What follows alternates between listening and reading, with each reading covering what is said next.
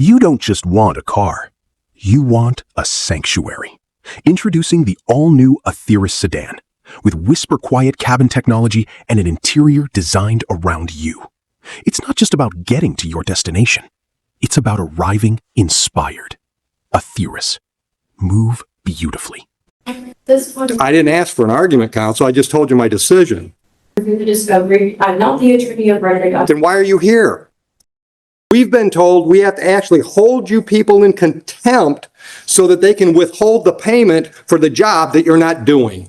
Mr. King better bring a toothbrush when he comes for the show cause. Please send that message. We're truthful, but He was being lazy and unprofessional, counsel. He never spoke to the defendant. Stop, or I'll hold you in contempt. Sit down. Counsel, don't test me.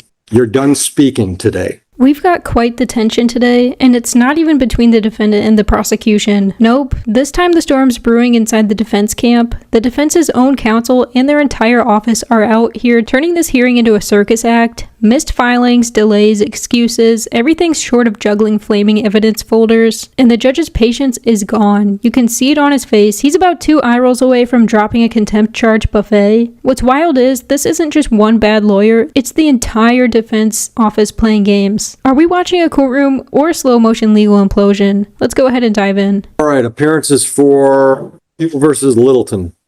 Morning, or we'll spend more on behalf of the people. E84724.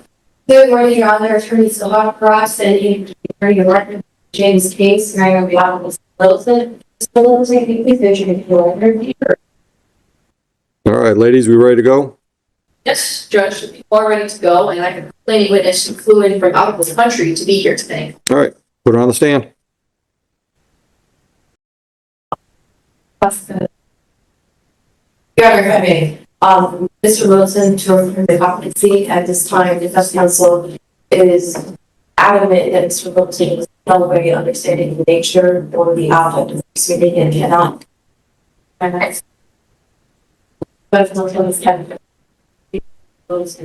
He is not fully aware, Your Honor, when I try to ask him or explain to him that I'm his attorney. He doesn't. Let me stop you. When did you talk to him and realize you had those problems? Well, it's been a compounded conversation. So it was the first one at the PCC. It was a little off. If Your Honor was, I'm not sure if Your Honor was the judge protecting the at that time. Was not. Statements saying that I didn't think any. Counsel, my question was a simple one. When did you know you had this problem? So I'm telling you it's a compounded issue, Your Honor. It wasn't just the first time, it was the second time also. Denied. Denied. Twice I've asked you a direct question, you can't answer it.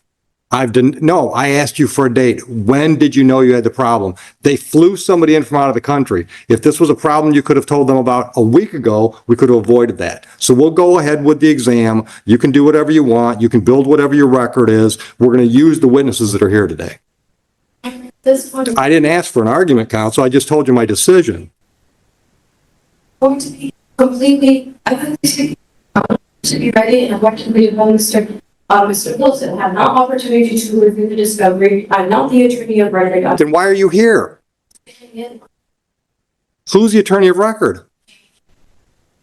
And that is correct, Judge, as much as Ms. So schedule a show cause for Attorney King for contempt of court.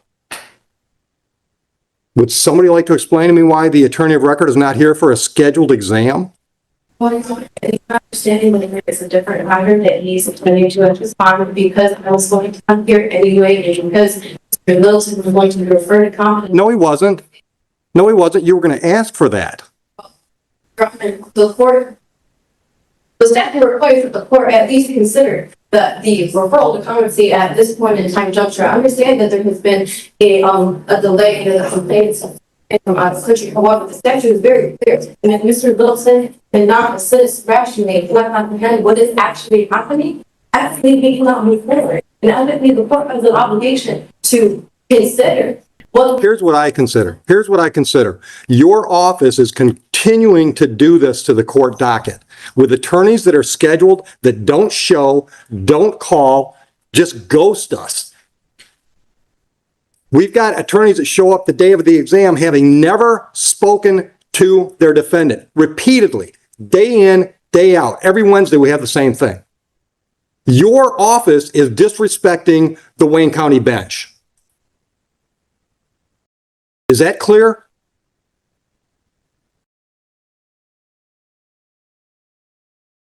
We've been told we have to actually hold you people in contempt so that they can withhold the payment for the job that you're not doing. Things are already getting heated between the judge and the defense counsel, and honestly, it's hard to blame him. This judge doesn't want his time, the court's time, or the witnesses' time, especially the ones who literally flew in from another country, being wasted by amateur hour tactics. It's crystal clear that they're trying to run the clock, and the judge isn't buying a second of it. You can see the frustration on the bench. This is the kind of behavior that pushes judges to start swinging contempt rulings like fastballs. When an entire defense office can't get its act together, missing appearances, ignoring their own client, that's not strategy, that's straight up incompetence. The courtroom operates on respect and deadlines, not chaos and confusion. If I'm that defendant, I'm calling every law firm in the phone book by lunch. This isn't zealous representation, it's professional self-destruction. You can feel the judge's irritation building with each excuse. It's not just messy, it's malpractice territory.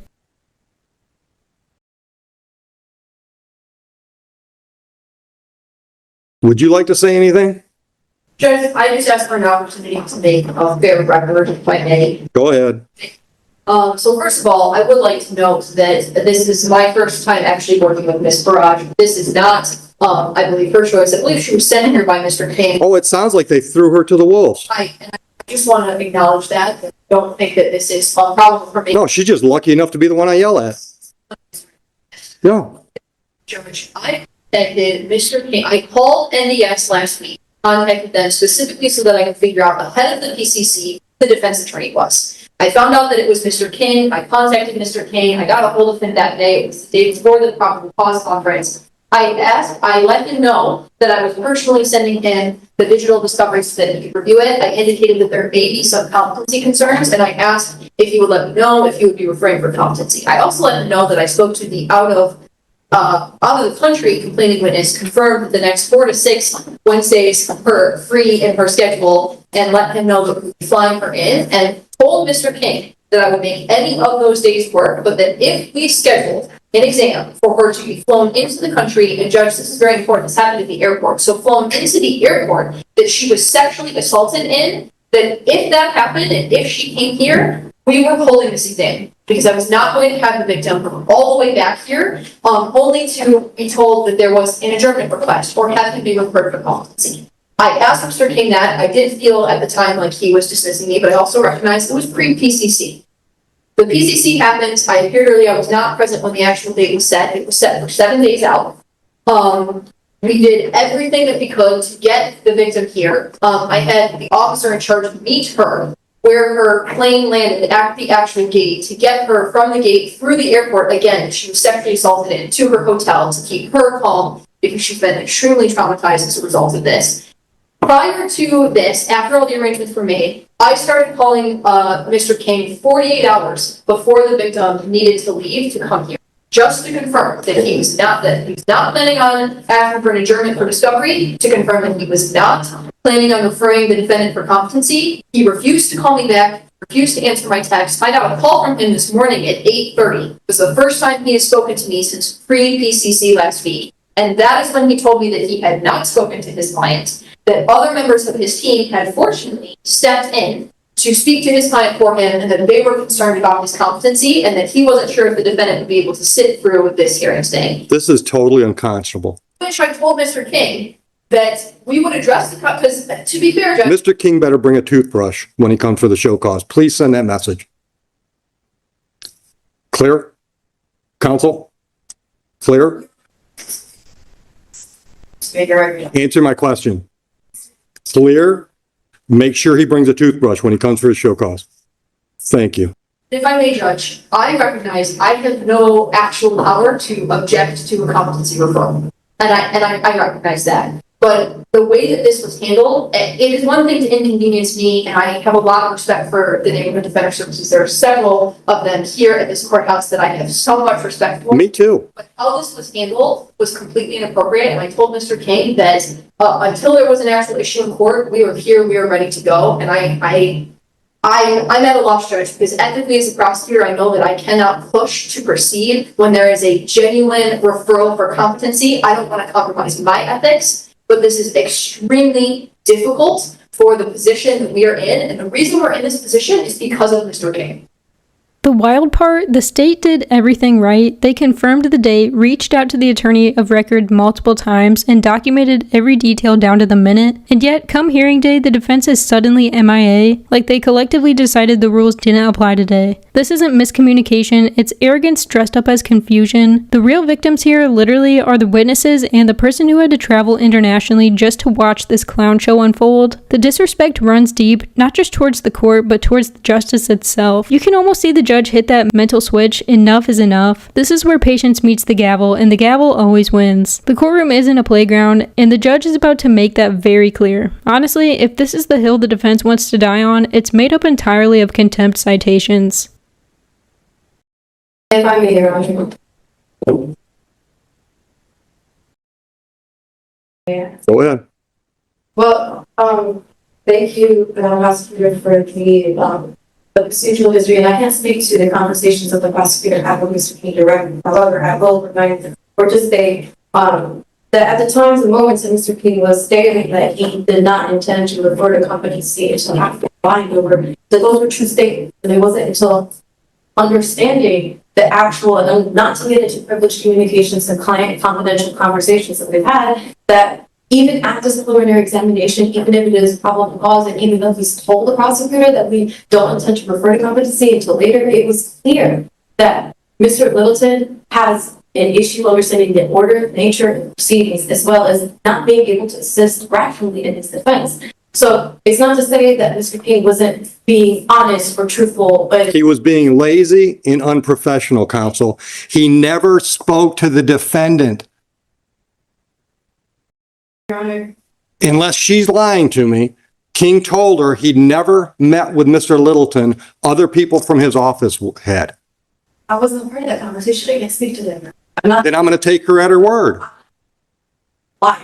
I'm just saying that all the other times that she was speaking with Mr. King and he made the applications and the intention of holding this exam, that was his intention. It wasn't to be dismissive. He wasn't refusing to communicate, that he was figuring out. Counsel, stop, or I'll hold you in contempt. Just trying to make my argument. Keep talking, I'll hold you in contempt. I'm not going to let you make your argument because you don't know what you're talking about. You're not talking from firsthand knowledge. She is. Sit down.